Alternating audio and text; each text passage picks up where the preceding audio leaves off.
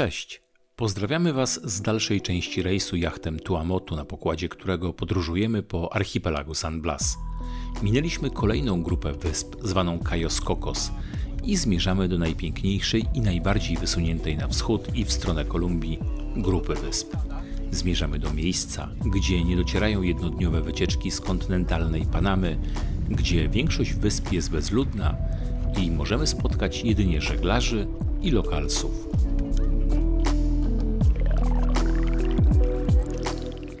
Będziemy wciskać się pomiędzy rafki. Mamy przejście około 30 metrów, więc będzie ciasno, będzie fajnie. A jak głęboko? Około 10 metrów głębokości. To jeszcze tak spokojnie. No natomiast na rafach głębokości nie ma, bo wystają. Także tutaj mamy korytarz 10-metrowy. A, spokojnie, no damy radę, tu już wszystko jest. O co ty się tam martwisz, Dorys? Ania, 30 metrów! Będę musiała Czekaj. dopływać. Jeszcze nie? A ja niestety dopływanie Ale ty umiesz pływać. po warszawsku. Ale nie umiesz. Ja uważam, że ty umiesz pływać, tylko musisz przełamać opór przed brakiem gruntu. Jeden dojrzały, super, jeden właśnie. Przyjechał jeden sklepik, rękodzieło. Pan. A, gracias. A tutaj proszę, chlebek, jedzonko, banany, ananasy, jajka, wszystko po prostu. Będzie życie. Słuchajcie, dzwonione, sklepik przyjeżdża, jest towar, no i jest jedzenie. Ja tego szanuję. Jak z nim nie współpracować, słuchajcie? Listo. Okej, amigo, ¿cuánto para tú? 35. 35, 35? Sí. 35. 40 pues ya, amigo, ya. Yo On llevo. ma 5 wydać. A, Habla. David, okej, 5 para mí. No problema, ya sí, a la vuelta. ¿Qué propina? Po co 5? 5 ma wydać? Nie ma po co 5. Hey, hey.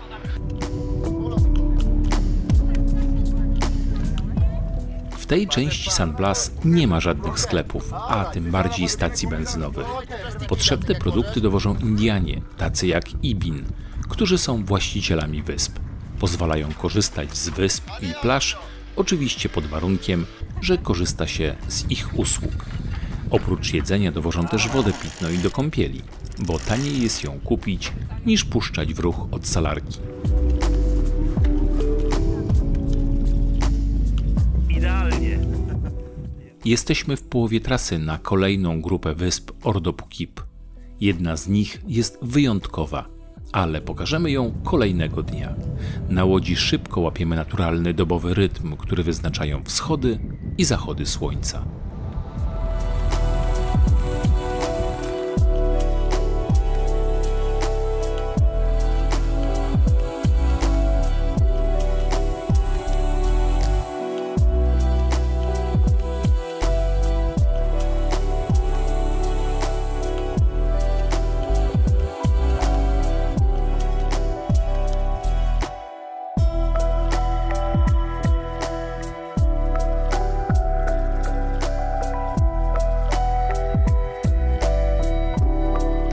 To jest chyba jedna z piękniejszych wysp, na jakich byłem. Nie ma więcej niż 50 metrów długości, kilkanaście palm. I tu jest domek, w którym mieszkają ludzie i przyjechaliśmy tutaj na obiad, który wcześniej zamówiliśmy sobie WhatsAppem. Będzie rybka i coś jeszcze do tej rybki i tutaj spędzimy kilka godzin obłędnie. Pokażę Wam, jak to wygląda za mną. To są te palmy, jest nasze dingi i nie ma więcej nic. I oczywiście kilka łódek, kilka katamaranów, które tutaj dopłynęły. I zbliża się Dorys, która chce coś powiedzieć. Mów, Dorys. Powiedz, Dorysko.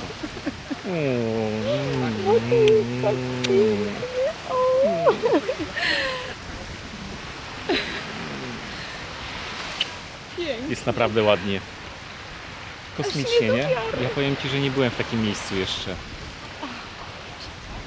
Warto było tutaj przyjechać. To jest, słuchajcie, nie do wiary.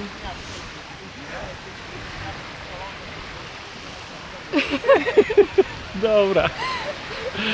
Dobrze jest, naprawdę jest dobrze. Dowody na globalne ocieplenie. Niektórzy mówią, że w Polsce jest lepiej, bo cieplejsze lato i tak dalej. Natomiast tutaj, spójrzcie, pół roku temu w tej plaży było 5 metrów więcej. Te drzewa, te palmy stały. Teraz leżą. Pół roku, 6 miesięcy, nie 6 lat, 6 miesięcy. Zabrało. I zabrało. Widać. Ile tu się mogło podnieść centymetrów woda? nie chcę, nie wiem. 30-40 cm? Nie, myślę, że mniej. Tylko Ale wystarczyło. Wystarczyło. Problem polega na tym, że drzewa nie filtrują, plaża nie filtruje już tej słonej wody, przez co drzewa nie mają słodkiej wody do picia. Obumierają. Korzenie się kończą, drzewa się kończą, wyspę będzie zabierać coraz szybciej. Gotowaliśmy szybko, pół godzinki. Catering. Pokaż do rysku, jakie jedzonko. Taka konkret, powiem ci. Ty, to jest barakuda. Która, tak? Czekaj, no to bierz ją, a ja biorę. To jest barakuda. A tu ciekawostka, słuchajcie, na tej maleńkiej wyspie jest grup turysty, który się po prostu utopił przy tej wyspie. Jechał z łódki, utopił się i dla niego to budowali.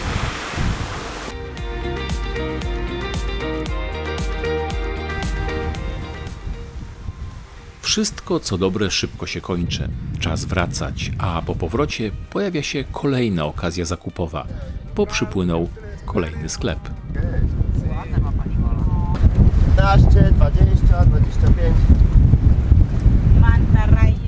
Swoją drogą przyznajcie, że wyspa Vaisaladub jest zjawiskowa, szczególnie gdy zaświeci słońce. Kolejny dzień na łodzi. Zostawiliśmy za sobą Green Islands i tą piękną, uroczą, maluteńką wysepkę, która wygląda po prostu jak taki samotny placyk z palmami. Dobrze! Będzie zwrocik, dostałem sygnał. Opuszczamy Green Island i płyniemy na Coco Bandero, które są bardzo blisko Green Island.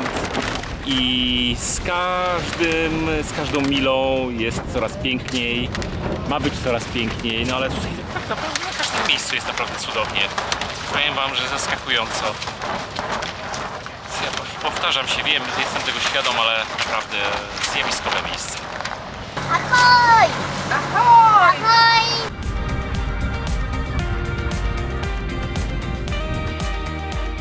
Poranek na łodzi, wszędzie coś się dzieje, dzieje się w kokpicie, dzieje się w kambuzie. Dzieje się w kuchni. No właśnie tutaj, Dorys, powiedz, co ty tam przygotowujesz nam Już dobrego ostatki dorysku. chleba, Jarosław, ostatki chleba. Kto je ostatni? Damy Jest co piękny i mamy, gładki. damy co mamy. Marysiu, a co ty jesz? Co masz dobrego? Bardzo dobre. Bardzo dobre naleśniki. Omleta. To omlecik chyba jest. A z jakim dżemem? Balówkowym. Borówkowym. Borówkowym. Tak, prosto z Bartoszyc. Dziękujemy bardzo za dżem. Serwa. Ostatnie dni na łodzi wyglądają tak.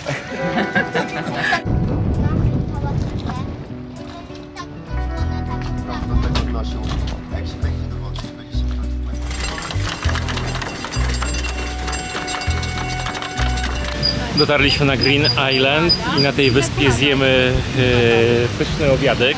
Ja tak mówię, pyszny obiadek, ale widziałem zdjęcia. Jeżeli będzie tak jak na zdjęciach, no to myślę, że będzie naprawdę znakomicie jeszcze w takich okolicznościach przyrody. Słuchajcie, tylko trochę dmucha. Grają tutaj w siatkówkę. Nie wiem, jak im to wychodzi przy takim wietrze. Zobaczcie, co się dzieje z siatką. Powiem ci, że teraz to wygląda, jakby to twoje paluszki miały być do pieczenia.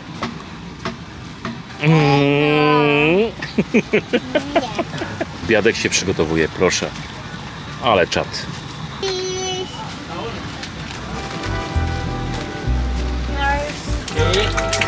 I Alexa? Lin Maros.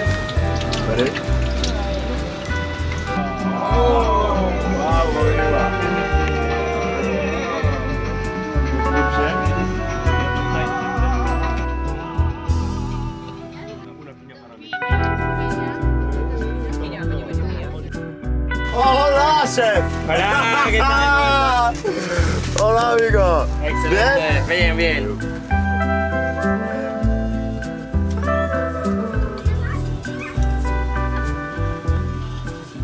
Powiem wam, że niby bezludne wyspy, a tutaj naprawdę to proste życie jest bardzo przyjemne. Tak, poproszę. Jest langusta, są śledzice, jest ryba, jest oczywiście ryż. Bardzo fajna sałatka, sałata, pomidorki, cebulka. Co ciekawe, Antor Blanco, szef z restauracji na Green Island, poza sezonem pracuje w modnych restauracjach w Panamie, a w sezonie można go spotkać właśnie tutaj, gdzie tworzy świetne dania z tego, co oferuje morze.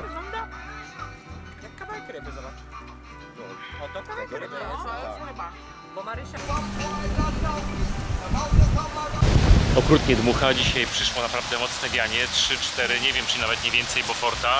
Mam nadzieję, że mamy dobrze zacumowaną łódź, ale nie o tym chciałem powiedzieć, dosyć tych ochów i achów, bo te wyspy są naprawdę magiczne. Ale jak rozmawiamy z Jackiem i z Anią, to jeszcze rok temu tutaj praktycznie na tych wyspach byli tylko lokalsi. Oni chyba wyczuli, że coraz więcej turystów się pojawia, zaczynają na tych wyspach budować hostele. Na przykład na tej wyspie teraz, jak widzicie za moimi plecami, jest rozciągana kanalizacja, sieć wodociągowa, są budowane małe domki, no powstanie tutaj mały hostel. Jest knajpka, w tej knajpce już robią drineczki, robią naprawdę pyszne jedzenie. To się nazywa Cocobanderos. To miejsce jest absolutnie piękne. I mieliśmy takie pytania, ludzie niektórzy narzekali, słuchajcie, ale słońca nie ma, a zachmurzenie. Dla nas akurat w tym momencie to jest zbawienie, dlatego że jest 29-30 stopni. Słońce i tak opala przez te chmury, a gdyby było czyste, błękitne niebo, to byłaby taka patelnia, żebyśmy chyba tego nie przeżyli po prostu. Także dobrze, że momentami jest właśnie tak pochmurno, a słońce i tak się przebije i będzie pięknie. Zresztą widzicie sami, że jest raz tak, jest słońce, później trochę chmur, później znowu słońce. Pogoda jest zmienna i właśnie dobrze, że jest taka i że daje odrobinę odpoczynku. Indianie Kuna nie mieszkają na wyspach cały rok, tylko w sezonie, tym takim, kiedy jest spokojniej. Poza sezonem niestety zdarza się tak, że zwiewa im te konstrukcje, zwiewa domy i gdy wracają, muszą właściwie wszystko odbudowywać od początku. I co jest też ważne, co Wam też już pokazywaliśmy, poziom wody wokół tych wysp każdego roku się podnosi. I oni sami są tego świadomi i tego świadomy jest również rząd Panamy, że za około 50 lat tych wysp prawdopodobnie nie będzie i rząd Panamy przygotowuje im miejsca na lądzie, ale oni nie chcą się przenosić, nie chcą stąd uciekać. No oczywiście, jeżeli sytuacja ich zmusi, nie będzie gdzie mieszkać, to wrócą na stały ląd, a my ze swoim pędem cywilizacyjnym no, spowodujemy to, że zniknie kilka kolejnych rajskich miejsc na ziemi.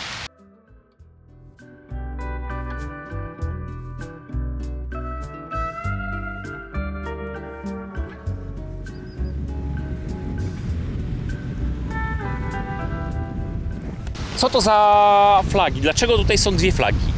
Słuchajcie, Kuny są bardzo dumnym narodem i w 1925 roku zdobyli swoją niepodległość tak naprawdę, tłukli się z Panamczykami. Także mają dwie flagi. Jedna z nich, flaga, która symbolizuje dwie dłonie, w jednej jest trzymany łuk, w drugiej strzała, symbolizuje wygraną rewolucję właśnie w 1925 roku. Natomiast ta niekoniecznie nam dobrze kojarząca się swastyka, chociaż tak naprawdę to jest odwrócona swastyka, to jest ich flaga narodowa, to jest tak naprawdę prawdziwa flaga Indian Kunajale. Co więcej, taka ciekawostka, oni między sobą mówią, że gdzieś na lądzie, na kontynencie, nie na wyspach, ale na kontynencie znajdziecie grube, czarne kreski na ziemi, to znaczy, że pod nimi jest złoto. Tak. Jedziemy szukać. Jedziemy szukać.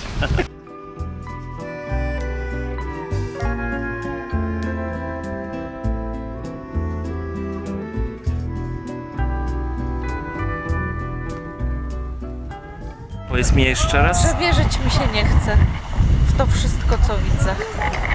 Ale widzisz. Przeglądam zdjęcia i widzę tu i nie wierzę. Uszczypnąć cię? Uszczypnij. Jesteś tutaj.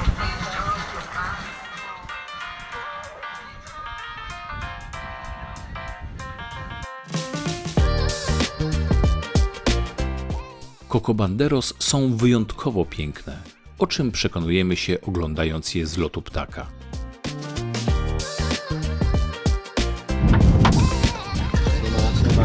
Wstaje nowy dzień i czas na poranną kąpiel.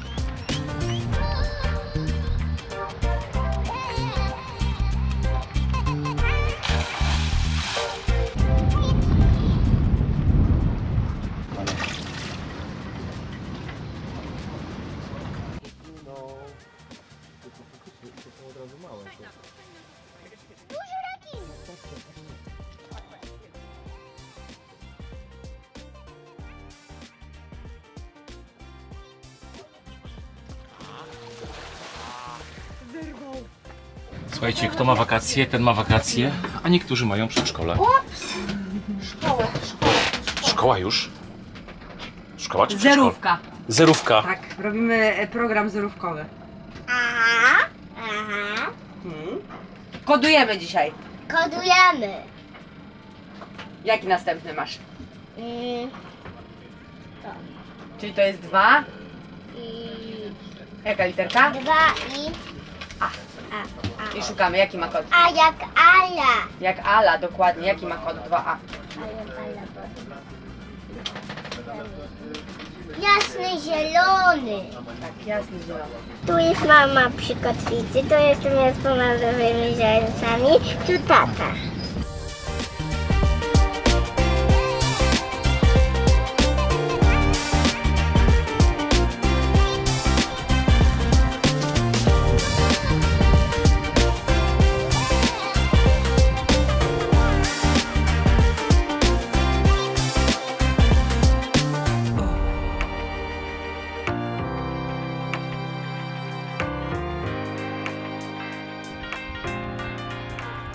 Jeszcze 10 lat temu na tej wyspie rosły palmy. Dziś już ich nie ma. Można co najwyżej pospacerować. Na takiej patelni jest bardzo gorąco, więc dość szybko wróciliśmy.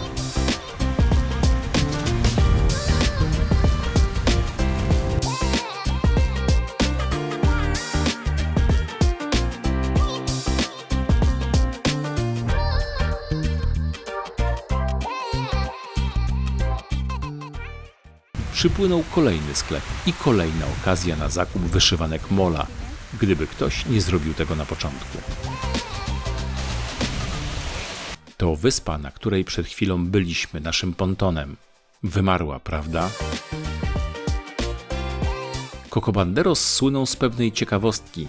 Jest to wyspa z płytko zanurzoną rafą o kształcie ryby.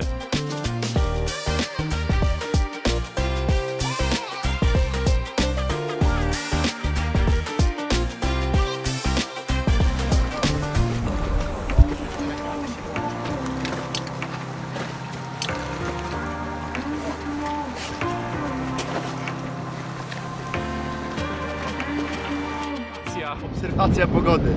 Mocno wieje, analizujemy. Ale co, popływamy? Tak. Plan jest taki, żeby wypłynąć. Troszeczkę miejsca musimy sobie zrobić, żeby się tak wizualnie rozglądać się, czy do przodu, czy do tyłu. Tamta motorówka mocno myszkuje, więc całe wyjście nam na dobrą sprawę blokuje. Więc chyba do przodu by trzeba, co? Trzeba byłoby Żeby nie... A do przodu trzeba ominąć tam i tam z trzerawki, ale jest wszystko do zrobienia. Nasz ostatni punkt wyprawy. Będziemy tam również 2 doby. Przepiękne regiony, pyszne żarcie, mało turystów, sami lokalni. Wszędzie jest w ogóle mało turystów. Tak, A dlaczego? Jesteśmy już we wschodniej części San Blasu. Tutaj łódki z takimi turystami, lunchy, takie wycieczki jedno- czy dwudniowe po prostu nie docierają, bo jest za daleko, komu się to nie opłaca. Więc tutaj są ludzie lokalni żeglarze oraz goście na łódkach żeglarzy. Adios, amigos!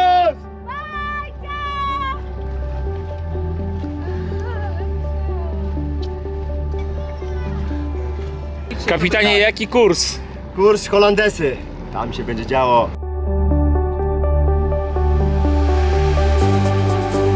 Jutro przeeksplorujemy wysepkę, która nazywa się Tiadup. Mieszka tam 5 rodzin, mocno lokalnych, chaty ze strzechy. Fajna społeczność, zero komercji, mocno prawdziwie. Wymarzone wakacje, panie. Buja, nogi spalone, głodny człowiek. Głodny? No, będzie jedzone zaraz. Jak to mówisz do Rysku? Z głodu to jeszcze nikt nie tam, nic mu się nie stało. Kamery nie można takich rzeczy. Nie, no ale nic tam się nie stało, że zdrowie i post przerywany i takie tam inne, co? No to absolutnie. A no właśnie o to chodzi.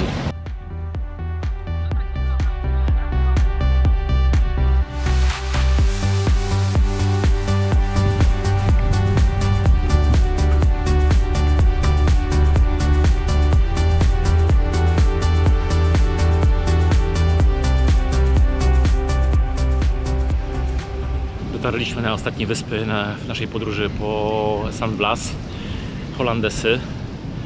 Tutaj jest trochę łódek. Jest ich nawet całkiem sporo, no ale jest właściwie szczyt sezonu. Ale tak naprawdę to, co nas naprawdę we wszystkich miejscach, które tutaj odwiedzaliśmy, zaskakuje, że tutaj nie ma masowej turystyki, tutaj nie ma wielkich hoteli, tutaj nie ma takich wielkich promów, wielkich statków, które przywoziłyby turystów. Są małe lokalne wyspy, które dziennie są w stanie obsłużyć powiedzmy do 50 osób. Jeśli chodzi o jedzenie, są malutkie hostele. To jest wielka siła tego miejsca. My przed wyjazdem na San Blas, przed wypłynięciem robiliśmy research wśród żeglarzy, wśród Polonii amerykańskiej. Jurek, bardzo dziękuję Ci. To jest pozdrowienie do Jurka Kołakowskiego, bo on mi między innymi mówił o tym miejscu, że byli tutaj z żoną Wandą i że to było jedno z najpiękniejszych miejsc, jakie widzieli. I powiem tylko tyle, potwierdzamy, absolutnie tak jest.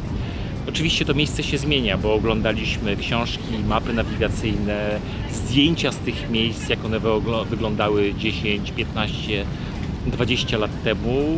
To części wysp, już właściwie wyspy są, ale na tych wyspach nie ma już palm. Zabrały je huragany,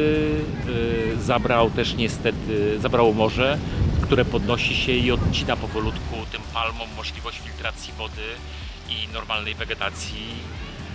Dlatego spieszmy się podziwiać takie miejsca i też róbmy wszystko, żeby te miejsca nie odeszły w zapomnienie. To miejsce może zniknąć za 50 lat, jeżeli nic się nie zmieni z poziomem podnoszenia wody w oceanach, z ocieplaniem się Ziemi. Jesteśmy realistami. Patrzymy na to, co się dzieje wokół nas, no i widzimy, no. Ja wieczorem na przykład, gdy chodzę spać, to widzę na termometrze na łodzi temperaturę wody pod łodzią. To wyobraźcie sobie, w nocy pod łodzią mamy 31 stopni. Jak w takiej wodzie mają normalnie wegetować rafy? W większości miejsc, które tutaj odwiedzałem, w których tutaj wkładałem głowę pod wodę, to widziałem cmentarzysko, zniszczone rafy, bielejące. Właściwie nie ma tutaj ani jednej rafy zdrowej. Na początku naszego tripa było kilka takich miejsc, gdzie rafa była przepiękna, było naprawdę ładnie, ale im dalej tutaj w stronę Kolumbii, to nie ma praktycznie żadnego miejsca, w którym rafa byłaby taka fajna. Ale żeby nie kończyć tak smutno tej gaduły, to nad wodą jest po prostu przepięknie. Jeżeli będziecie mieli kiedykolwiek szansę tutaj dolecieć, to róbcie to. My osobiście bardzo polecamy wybrać się z Anią i z Jackiem i oczywiście z Marysią ich jachtem Tuamotu. To jest piękna przygoda. To nie jest żaden wielki komercyjny katamaran, to jest normalny jacht Jeanneau, który ma swoje lata, ale on był budowany w latach, kiedy do budowy jachtów podchodziło się trochę inaczej, podchodziło się w sposób taki, że one miały być bezpieczne. Nie liczyli tego księgowi, żeby jak najmniej tych warstw laminatu było. I ten jacht jest niezwykle dzielny, a to jest na morzu najważniejsze. Ło! Barakuda! Barakuda! Barakuda! Duża. Patrzcie, o reporterzy. Raz, dwa, trzy. Zobaczcie taką ciekawostkę. Palmy bez liści, bez czubka. To są palmy, które walną piorun podczas tego niskiego sezonu, kiedy tutaj przewalają się ostre huragany i burze.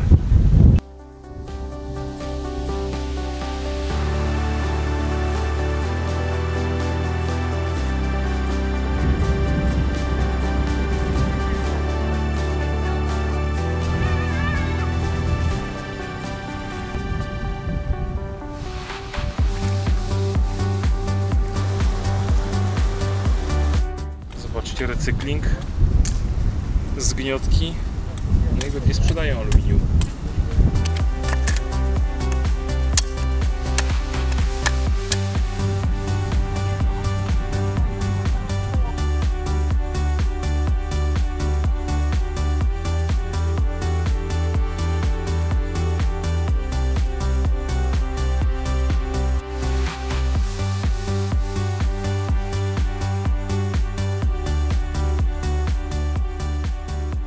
Można by powiedzieć, że to niezwykłe miejsce na końcu świata. Restauracja, właściwie rzadko się spotyka tak, że jest na wyspie klasyczna restauracja, gdzie gotuje świetny kucharz. Właściwie 2 miejsca takie tutaj trafiliśmy i na tej wyspie Banedub to jest kolejna. Ta restauracja na tych wyspach jest oddalona naprawdę kawałek od lądu. Wszystko trzeba larcią dowozić, ale warto tutaj przyjechać i spędzić kilka dni. My jesteśmy tutaj właściwie prawie 3 dni. Dobrze, że to jest na koniec, bo to jest właściwie taka wisienka na torcie. Niezwykłe miejsce. You've been paying rent here in my head. Tried to fight it off, tried to hold my breath. I keep holding back, trying do restauracji wina i zobaczcie, jaką tutaj przyjemność zrobili. Gwiazdki Michelin. Właściwie jedna gwiazdka, ale wystarczy, chociaż taka. Petarda. I tutaj nade mną, nie wiem, czy będzie widać. O, tutaj jest flaga Tuamotu z Szampolem.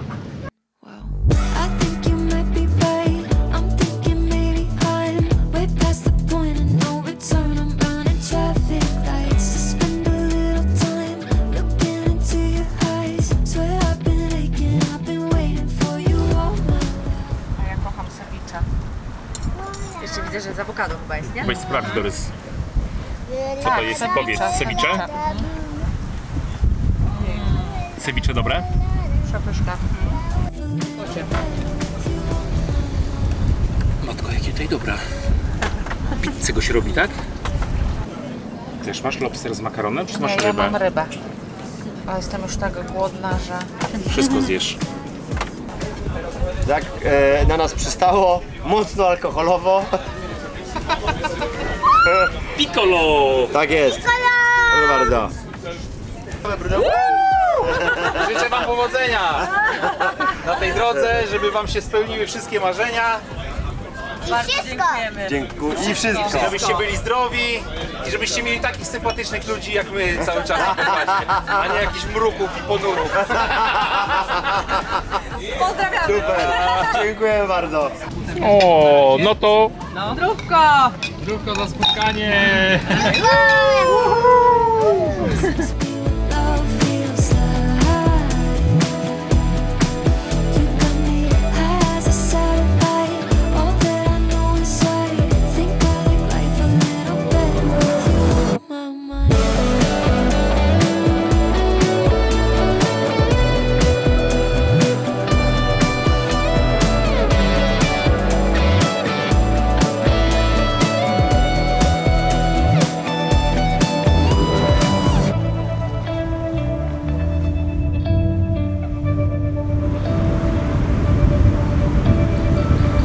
Dojechaliśmy do kolejnej wyspy, Barbecue Island, i na tej wyspie od 10-15 lat leży taki szkielet. Szkielet wieloryba, ale jakiego gatunku to miejscowi nie wiedzą.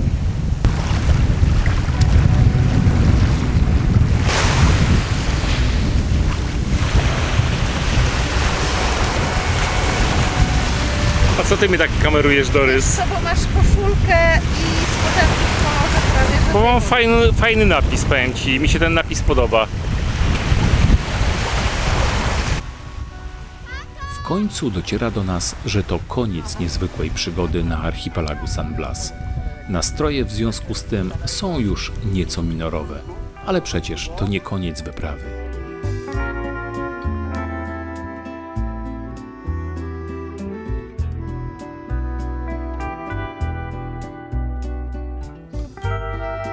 Powoli płyniemy na ostatnią wyspę, która będzie przeciwieństwem wszystkiego, co do tej pory widzieliśmy, i właśnie dlatego dobrze jest ją również zobaczyć.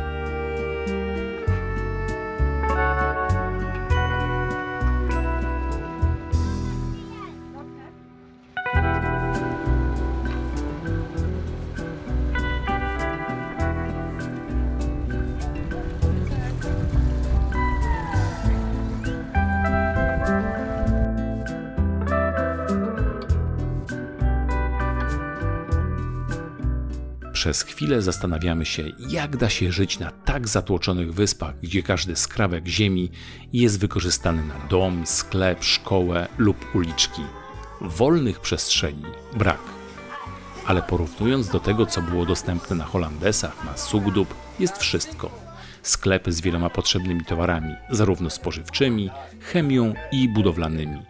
A jeśli czegoś nie ma, to dowozi się z lądu, bo jest blisko.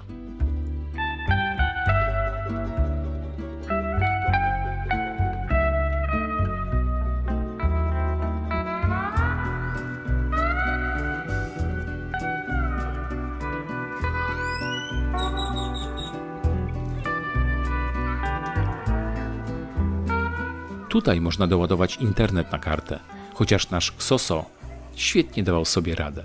Jest też mnóstwo dzieci, które wymyślają cuda dla zabicia czasu.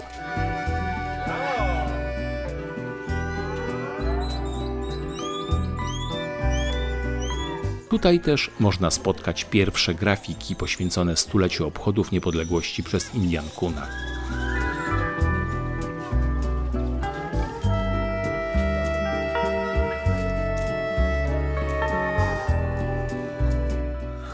Chyba mieszka młodzież szkolna. Same białe koszulki. A to szpital, gdyby ktoś pytał.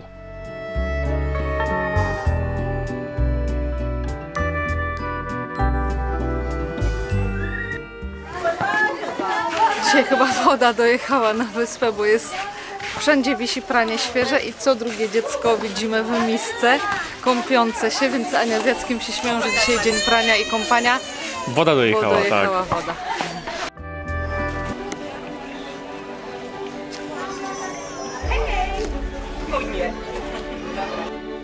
I lokalne kino na wyspie.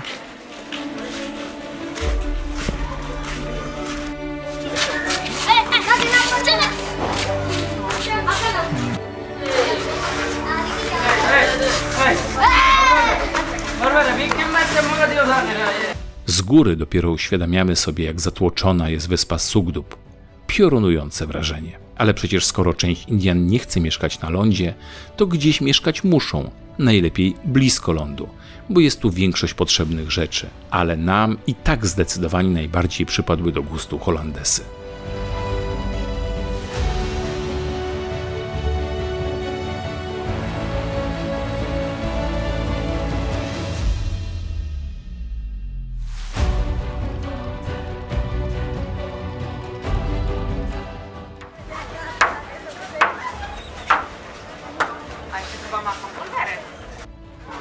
Chcesz hot doga? Hot dogi po ile, Ania? Po dolarku. A hamburgerki? Nie wiadomo. A hamburger? Ale pytam, tak zainteresowany jestem. Hamburger aki? O, kotletny mamy. Chicken.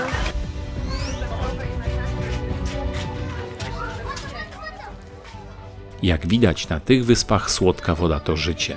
Jest woda, jest pranie, jest kąpiel, ale potrzebne są też lokalne wodociągi, płytko ułożone w ziemi.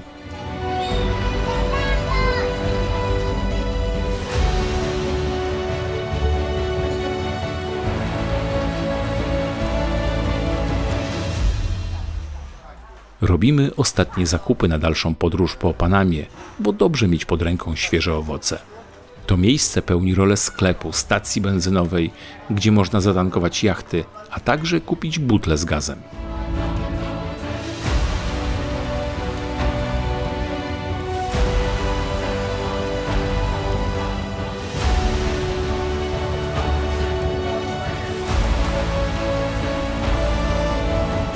Jest już nasza lancia, do której zapakujemy plecaki i wrócimy na stały ląd, żeby ruszyć w ciąg dalszy trasy po Panamie.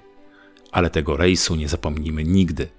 A wy możecie śledzić dalej losy Ani, Marysi i Jacka na ich profilu instagramowym Tuamotu.